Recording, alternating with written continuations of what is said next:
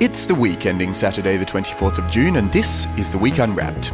In the past 7 days, we've seen the Queen open Parliament and then dash off to Ascot. We've also seen the hottest weather in Britain since the 1970s, and Travis Kalanick resign as Chief Executive of Uber. But we're here to bring you some of the stories that passed under the radar this week. The news not making headlines right now, but with repercussions for all our lives. I'm Arion McNicoll. Let's unwrap the week.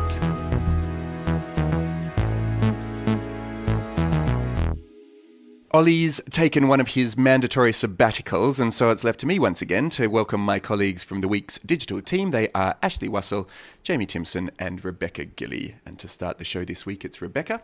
Rebecca, what will this week be remembered for? Marriage is following socialism back to the 1970s. Of course I remember it. If I didn't remember it, I wouldn't have divorced you. Yes, I wish you hadn't done that, Hildy. Done what? Divorce me. Makes a fella lose all faith in himself. Almost gives him a feeling he wasn't wanted. Oh, now, look, Junior, that's what divorces are for. Nonsense. You've got an old-fashioned idea. Divorce is something that lasts forever, till death do us part. Why, divorce doesn't mean anything nowadays, Hildy. Just a few words mumbled over you by a judge. We've got something between us nothing can change. That was Cary Grant and Rosalind Russell in Columbia Pictures' His Girl Friday. Rebecca, what's the story here? So the story is the ONS, the Office for National Statistics, has just released the latest data on marriage and divorce in England and Wales, which are the figures for 2015, which shows that divorce has fallen to its lowest rate since 1970. Divorce laws were liberalised in 1969 and came into effect in 1971 when divorces shot up, and now they have fallen 34% from 2003, which was one of the recent divorce peaks. So now, fewer men and women in England are breaking up their marriages than ever before. So usually a fall like this would be attributed to that classic trend that marriage is in decline, but that's not quite the case this time, is it? Marriage is in decline in the sense that fewer people are getting married now than, say, the 1970s, the 1950s, and prior to that. However, this still represents a 9.1% fall from last year, and obviously there hasn't been a significant drop in marriage rates in the space of that year either. So there is definitely something at work. There is a significant downward trend, and it's been attributed to a lot of things. Personal disclosure, I mean, Arion, you're married. Mm-hmm. Ash, you're married.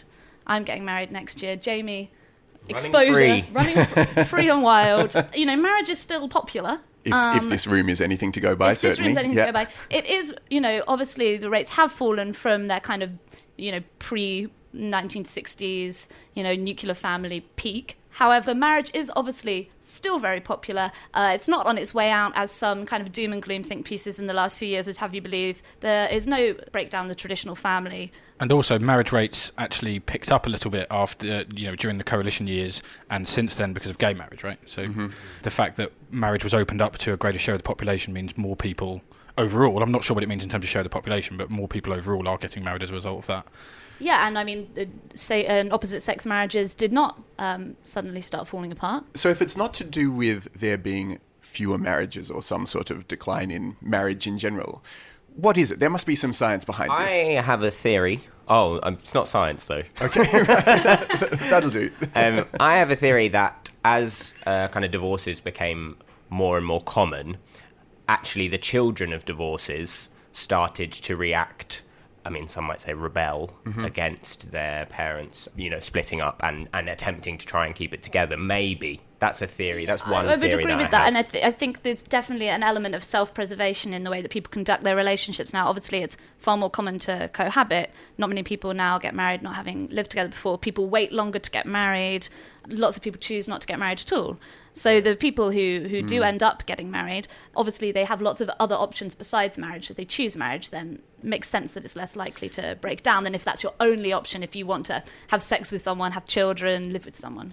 Yes, and that idea that actually people in getting married later probably know one another better, so they have a better sense. They've probably lived together, so yeah, they have a better sense of what the marriage itself is going to look like.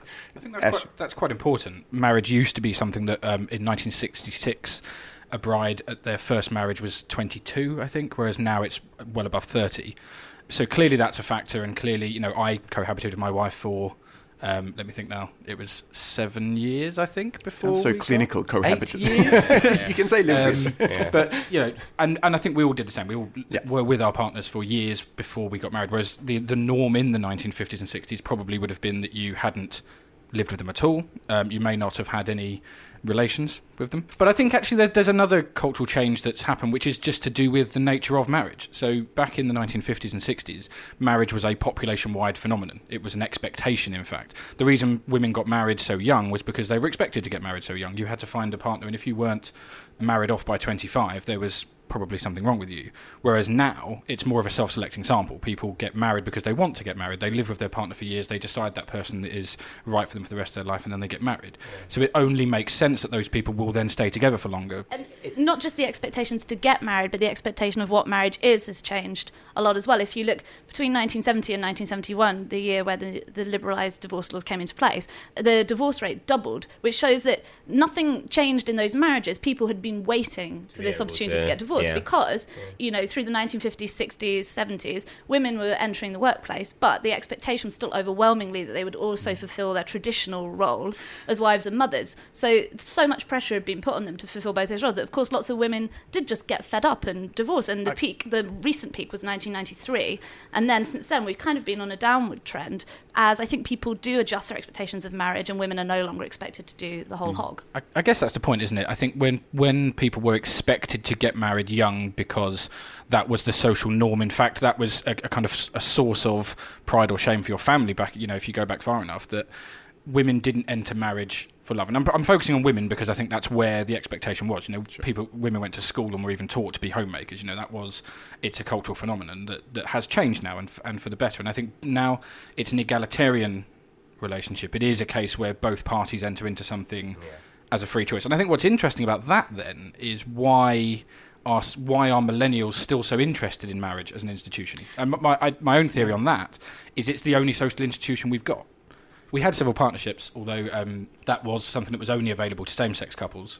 People desire a social institution in order to make their relationship official, in order to give their relationship a status. Like, as secularism has kind of creeped into this country, the ideas of religion and necessarily marriage have kind of diluted. And, you know, like, personally, I've been in a relationship with my girlfriend for quite a long time, and we've obviously, in passing, discussed marriage, but it's not this huge... Hang on, Jamie, is there a proposal coming on this podcast? Can you imagine if I did it now? Go, do it. You can tell us next week what happened. But the societal pressure of being seen to be, oh, you've been together for X amount of time, you know, you've done this, it's just gone. And I think that Ashley's right in the sense that, like, actually, sometimes people just want a big party. Has it gone, though? Right, so when I was with my wife, before we were married, it was often talked about by people who were married, oh, you know, are you going to be proposing soon? Is this something that's going to happen to you?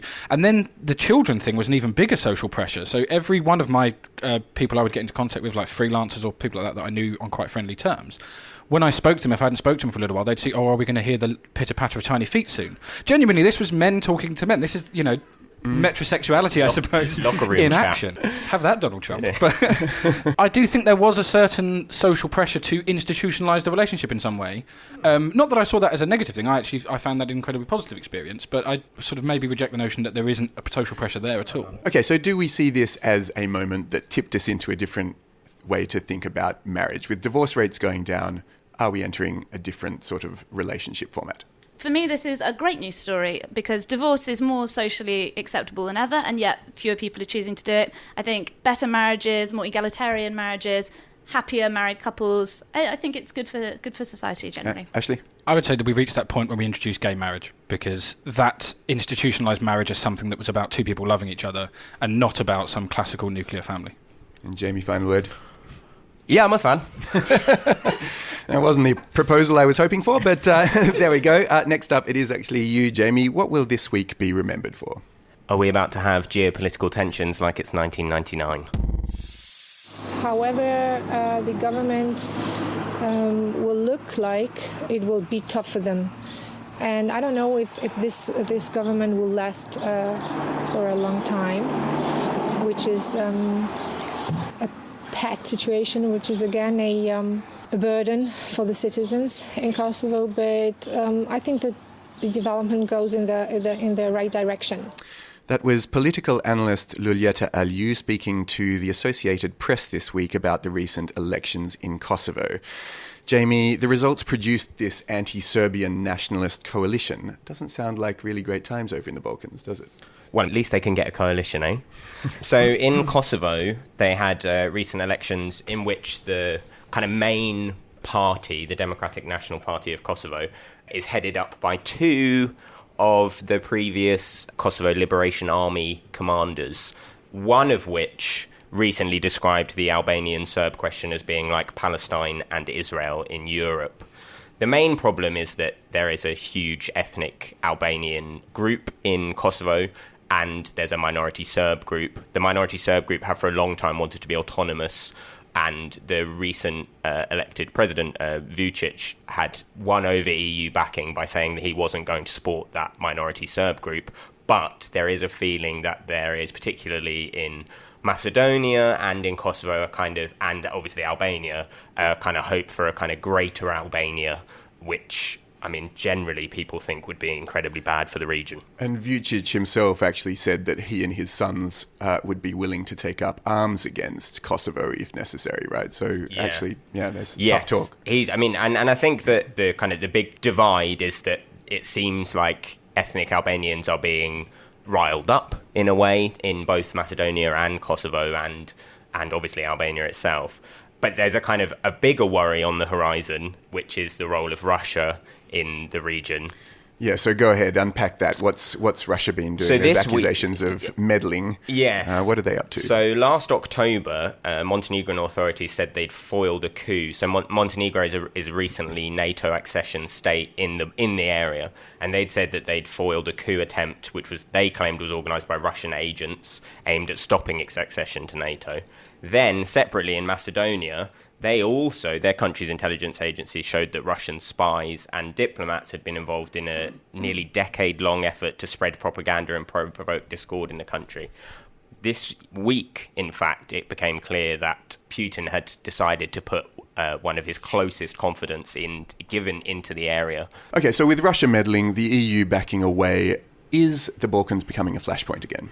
Almost certainly, yes, if you read the reports. Actually, this behaviour from Russia, this sort of revanchist behaviour from Russia, is not massively new in terms of this week or even this year. I mean, obviously they walked into the Ukraine last year and took parts of it back. The mentality of Russia, I think, is still very much where it was in terms of Russia sees itself as a superpower. You know, more than half of Russians in every poll you'll read want to go back to the days of the Soviet Union. And that nationalism is something that is obviously fostered and stoked by its senior politicians, by Putin in particular. And I think they look at an area like the Balkans, where every single country is either a candidate to be a member of the European Union or is in some way applying to be. And we talked about, Serbia. Serbia actually is very pro becoming an EU member state. Even Vučić is very committed publicly to pursuing that and becoming a member by, I think it's either 2018 or 2020. And, the guy that Jamie was referring to, Petrushev, he has said publicly that the European Union is a foreign policy arm of Washington. So if you look at that situation in terms of, the old America versus Soviet Union thing and the EU being seen as some sort of actor for the US, then you can see why Russia sort of behaves the way it does, particularly with the EU eyes elsewhere, with all sorts of Euro crisis going on. Russia is basically just trying to claw back a bit of influence in a region that the EU had been gaining influence for some time. So do we feel that if the EU wasn't suffering this crisis of confidence, they would have a different approach to the Balkans, Rebecca? No, not necessarily. To pick up off what Ash was saying, EU eyes are elsewhere, and I think it's very natural for Russia to target the Balkan states because they are kind of the backdoor to Europe, in the sense that while it's fun and games for Russia to try and meddle in Western European elections, at the end of the day, the strength of the Western European democracies and also sense of shared identity in Western Europe means that they are really limited in how much they can do compared to the Balkan states, where there is a lot more corruption. There are kind of ethnic groups to be played off one another in a much more kind of visceral way, and the Balkan states have traditionally been ignored by Western Europe. We don't feel that sense of shared identity with them. In fact, I think a lot of people in Western Europe probably think of them as basically Russian satellite states, or certainly coming under the sphere of Russian influence anyway. It's very easy to see why Russia, but it's a much easier target to... Feels like it's low-hanging fruit. I think they feel let down as well by the EU, particularly if you look at the refugee crisis last year. They were a key entry point for refugees trying to come through, and the EU just said, well, nothing to do with us. You've got to close your borders. You've got to do something about this. And they have always wanted to become, as you said, the Balkans want to be part of the EU because of the great fruits that the EU gives them. We might be able to learn something from them. No, but there's a feeling, at least in the former Yugoslavia, that the EU has turned its back on them. And so, of course, there's a vacuum where Russia can come in and be like, oh, no, well, why don't you become part of our bloc? Our bloc's more kind of... Yeah, and obviously the obstacle to EU membership has been that they don't meet a lot of the criteria, governmentally, legally. But neither did Greece. No. And they were willing to just wave them through. That the thing is that the EU decides who they can have in their bloc. And yes, we can talk about regulations and whether or not they met barriers or not, but if they wanted to, they could easily open their doors to enlarging. And so should they? Well, I certainly think that the EU needs to look again at its policy of enlargement and say the EU has been the reason that we've stopped wars in the 20th century, and if we want to stop another war again, we need to start looking at having greater cooperation. You mentioned Greece, but look what's happened there. I guess the question is, and obviously there's no way to know in advance, but what would be more destructive, bringing in countries that have a very different system, have generally much lower standards of good governance, and have much lower incomes, etc., and integrating them into the EU, or leaving them vulnerable to that Russian interference? There's some tensions that run deeper than that, though, right? So Greece and Macedonia have never got on for all sorts of reasons to do largely with the name of Macedonia, and that's clearly going to be one blocker. It's been a blocker to pretty much everything Macedonia's wanted to do that Greece doesn't get on board with that. Kosovo and Serbia, obviously there's quite a lot of dispute over Kosovo's independent status. The EU has said that the Kosovo question won't come into Serbia's accession, but nonetheless it remains. I think the Balkans it's an example of a region that has an awful lot of sectarian issues, as you were alluding at the beginning, and a lot of that was covered up in the old days with Yugoslavia, where a sort of transnationalism took over and they bought into something different and an identity that transcended their sectarian identities, and that's now gone away. Take an example closer to home, just as an example, that it's got nothing to do with Russia, but in Northern Ireland. In Northern Ireland, the sectarian tensions have not gone away. The political voting patterns still follow orange and green lines. That's... With the EU question now coming up as a result of Brexit, we're now getting that flaring up again. We haven't had an assembly at Stormont since, February or March. That question has not gone away. And it's not gone away because there's no bigger identity for them to buy into that they can agree on. And that's kind of what's happening down in the Balkans, isn't it? And the EU could be that identity, potentially. Yeah. Yes. That said, sectarian conflicts being as complicated as they are, it strikes me that maybe within this room we're not going to solve this one today. So it might be a good moment to move along. The final stop on our whistle-stop tour of the past 7 days. Ashley, where would you like to drop us? This week we had a day of mild anger. We're going to shout until we have no voice left. And we're going to do that for everyone up and down the country who looked at what's happening and who know it could have been them. It could be their bloc. People whose lives have been lost over time from a system that doesn't care about the poor or the oppressed. That was one of the organisers of Wednesday's protests called the Day of Rage, speaking to LBC's Richard Suchet. Ashley, she said that the system doesn't care about the poor and the oppressed. I suppose that's been relatively clear during these years of austerity. Is that starting to change, would you say? Well, certainly that's the headline. The headline is that austerity is over. That's what Philip Hammond, the Chancellor, is apparently suggesting, should the Conservatives manage to make their government strong and stable, perhaps. There's certainly a view, I think, that in the years of austerity it was all about deficit reduction, and now inequality is the subject that looms large. And that's why these protests were quite interesting to me, because the Grenfell Tower tragedy was what, in theory, is lying behind these protests, but actually it's much bigger than that now. It's much more politicised. This is actually about inequality. It's about public spending. It's about spending on public services like the fire brigade and the police. It's about the reaction of public services who are seen to be underfunded. And Obviously, we've just had Jeremy Corbyn doing better than expected at the election, which was seen to be a reaction to that. People reacting against austerity politics. Philip Hammond said, "We've heard the message, that the electorate are sending to us." So I think there's definitely a view that the public has started to focus on inequality and moved away from its focus on the dire public finances. And is inequality getting worse, do we think, Rebecca? Yeah, I think so. And I think this Philip Hammond's announcement is just 100% theatre. I mean, they haven't come to this decision based on, new research or a new philosophy. Because from the start, I mean, who could have predicted that choking local governments and restricting their ability to provide social services and, adequate schooling would result in growing inequality? I know, who could have seen that coming? I mean, I think we've just reached the tipping point now. I think up to a certain point, as more and more of the electorate are affected by cuts, more and more of them turn against them. Unsurprisingly, that's just the way that life works. When something touches you, you obviously do take that personal interest in it. And I think we have reached that tipping point now where enough people have been affected by cuts that they are starting to push back and say enough, and it's become less of an electoral benefit. Well, austerity was austerity. was an ideological thing. Like, austerity was a small state. We want to take away any kind of the tentacles of good times out of the country, and we're looking to kind of strip back public services in a way. And now, I mean, as you said, I think that we've got to the stage where there needs to be some kind of rebalancing. YouGov had a poll out recently which said that 56%, YouGov, who got the election completely right, just by the way, they said that 56% of people want more equal distribution, even if the total amount of wealth was reduced. And that's that's in the UK, and compared to the US, which was just 39% of people. So the UK clearly does have this feeling that there needs to be greater redistribution of.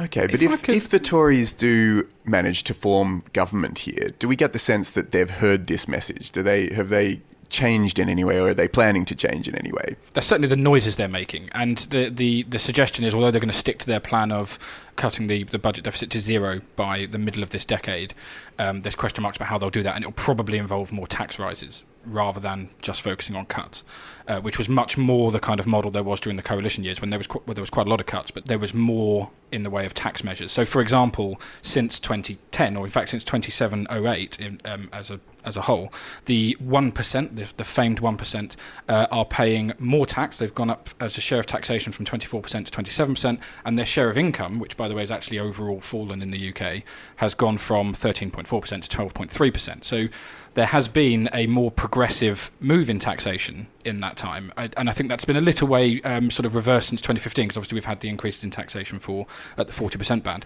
I would just push back on this idea that inequality as an entity is rising. There is a distinction in inequality. So wealth inequality, which largely looks at things like property wealth.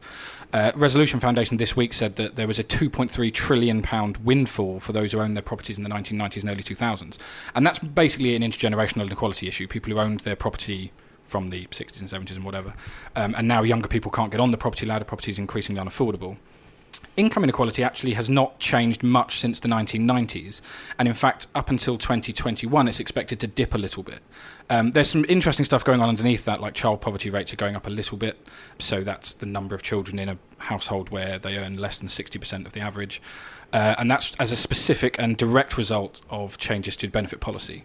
But overall inequality isn't rising. What's actually happening is inequality isn't moving, and overall wealth is going down. So the Resolution Foundation also found that the net assets per household has fallen from 99,000 to 84,000 most recently. So the country's getting less wealthy overall. So even if your share of it hasn't changed, you're probably feeling poorer. Real wages are lower than since the crisis by about 10%. We've done worse than any country in Europe on that front. So the question is, can protests like the Day of Rage, or as you said, the Day of Mild Rage, can they help to make those problems disappear faster? Yes. If we assume, totally they can. I mean, you look at the things that people are actually going out and protesting about, things like maybe Donald Trump is a good example. He doesn't want to come for a state visit because he's afraid of the amount of protests that there will be, and yes, maybe he might be an anomaly, but I think that direct action is something that this country needs to get on board with in order to make things a difference. But we also need to have things like, if property wealth and property inequality is the real key thing, then we need to get on board with providing more houses, social housing, building more homes. And the way to do that is to go out on the streets and get angry. Yes, but just to take off from that, I mean, the protests have to be well conceived, and I think Day of Rage was just spectacularly ill conceived. It fell into what I would call the rail strike trap, where the trappings of the protest are in such a way that they just make a lot of ordinary people extremely angry. I mean, even the title, Day of Rage, it sounds immature, it sounds sixth formy, it sounds socialist worker newspaper stand. Let's not forget, we just had an election. If you wanted to bring down the government, which was the stated intent of the protesters, on June the 8th, you had an opportunity to bring down the government. Or some protesters. Yeah, I mean, I think that... Well, that's the stated objective of the Day of Rage, is to bring down the government. You had an opportunity to do that on June the 8th. You could have voted for them. As it happens, more people voted for Labour than people thought, and the government has had its strength reduced. Yeah, but I think we're using Day of Rage to characterise a whole swathe of people that just aren't the left-wing kind of nut jobs that the Daily Mail and the Daily Express or the Sun characterise them as. And I think that a lot of people that go on protests are like you or I. Like a lot of people that go out there on Saturday. Sometimes it is you or I. Yeah, and do go outside Downing Street and do try and make their voices heard. And you know, even if it's not 1 million people on the streets, yes, it might inconvenience people. Yes, it might fall into a trap of making people annoyed. But actually, the only way you get things done is if you make people annoyed. Okay, so did the Day of Rage actually achieve anything? And Ashley, if not, have you just wasted all our time? The Day of Rage in itself probably didn't achieve too much for the reasons outlined about attendance and things like that. I also think there's a general issue of polarisation at the moment. There's a kind of Tory anti-Tory view, and we're not doing enough to tackle some of the underlying issues that are causing this. Things like an unproductive economy. So I think there's a general sense of movement, but this isn't the day that it changed. It's more part of a broadening picture. Well, perhaps the only way we're going to resolve this is if we take it to the streets ourselves and protest for the return of Olly Mann. That's it for this edition of The Week Unwrapped.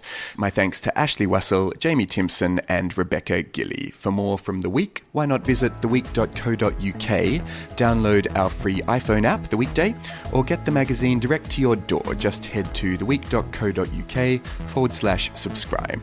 And you can find this podcast everywhere that does podcasts. Just search for The Week Unwrapped. I've been Arion McNicoll. Our music is by Tom Morby. The producer is Matt Hill at Rethink Audio. Until we meet again to unwrap next week,